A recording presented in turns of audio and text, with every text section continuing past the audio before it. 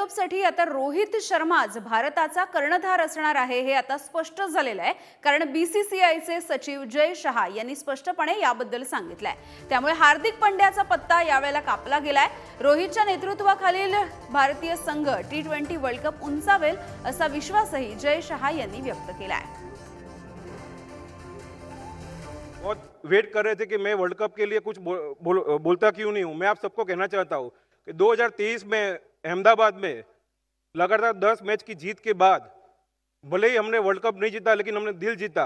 लेकिन मैं आपको एक प्रॉमिस करना चाहता हूं कि रोहित शर्मा की कप्तानी में 2024 में बारबाडोस में हम जरूर भारत का झंडा गाड़ेंगे।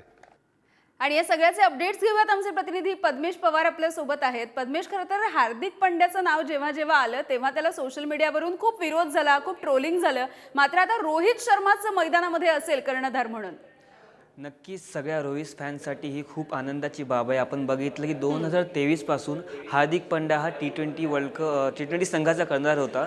आपण बघितलं मुंबई इंडियन्सच्या संघाचा कर्णधारही तो झाला होता। त्यामुळे कुठेतरी रोहित शर्माच्या फॅन्ससाठी एक दुःखाची खबर होती। त्यानंतर काल एका कार्यक्रमात आपण बघितलं जय शहा यांनी असं सांगितलं, काल सौराष्ट्र क्रिकेट असोसिएशनचा एक कार्यक्रम होता, त्यात जय शहा यांनी असं एक वक्तव्य केलं की जो आता 2024ला जो वर्ल्ड कप होणार आहे त्यासाठी रोहित शर्माच हा कर्णधार असणार आहे, तर उपकर्णधार आपला हार्दिक पांड्या असणार आहे। आपण बघितलं मुंबई इंडियन्समध्ये आता जेव्हा हार्दिक पांड्या जेव्हा कर्णधार झाला तेव्हा असं सांगण्यात आलं होतं की रोहित शर्माचा पत्ता कट झाला होता। रोहित शर्माला न सांगता त्याला कर्णधारपद काढण्यात आलं होतं।